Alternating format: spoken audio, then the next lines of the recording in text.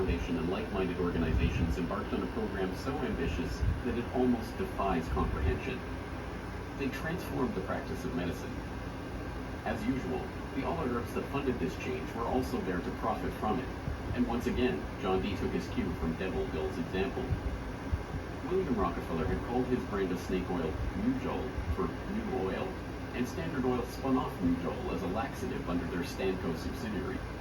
Manufactured on the same premises as Flit, an insecticide also derived from Standard Oil's byproducts, Nujol sold at the druggist for 28 cents per 6-ounce bottle. It cost Standard Oil less than 1/5 of a cent to manufacture.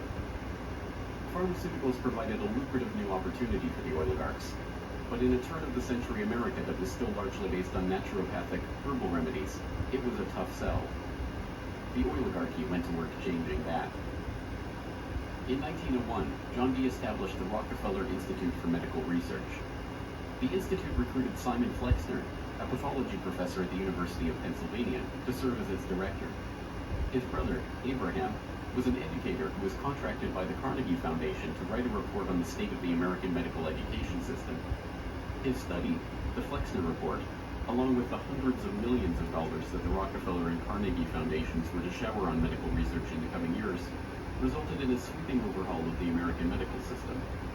Naturopathic and homeopathic medicine, medical care focused on the unpatentable, unmarketable natural remedies and cures, was now dismissed as quackery. Only drug-based allopathic medicine requiring expensive medical procedures and lengthy hospital stays was to be taken seriously. The fortunes of Carnegie, Morgan, and Rockefeller financed surgery, radiation, and synthetic drugs. They were to become the economic foundations of the new medical economy. The takeover of the medical industry was accomplished by the takeover of the medical schools.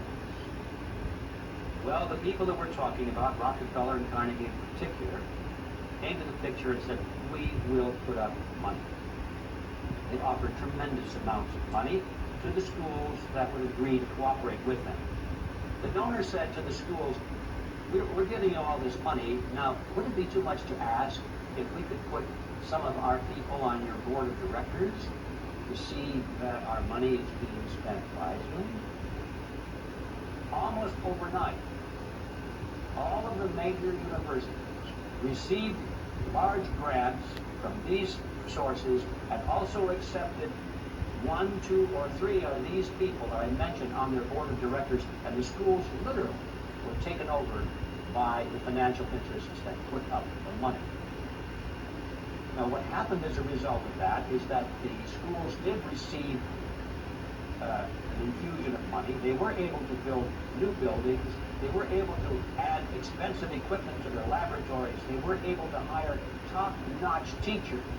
But at the same time as doing that, they skewed the whole thing in the direction of pharmaceutical drugs. That was the efficiency in philanthropy. The doctors from that point forward in history would be taught pharmaceutical drugs. All of the great teaching institutions in America were captured by the pharmaceutical interests in this fashion. And it's amazing how little money it really took to do it. The oligarchy birthed entire medical industries from their own research centers and then sold their own products from their own petrochemical companies as the cure.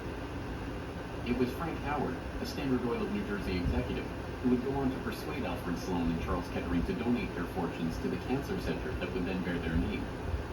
As director of research at Sloan Kettering, Howard appointed Cornelius Rhodes, a Rockefeller Institute pathologist, to develop his wartime research on mustard gas for the U.S. Army into a new cancer therapy.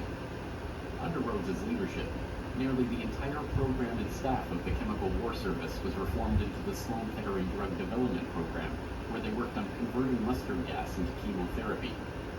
And once again, the Rockefellers' own snake oil was being sold as a cancer cure-all.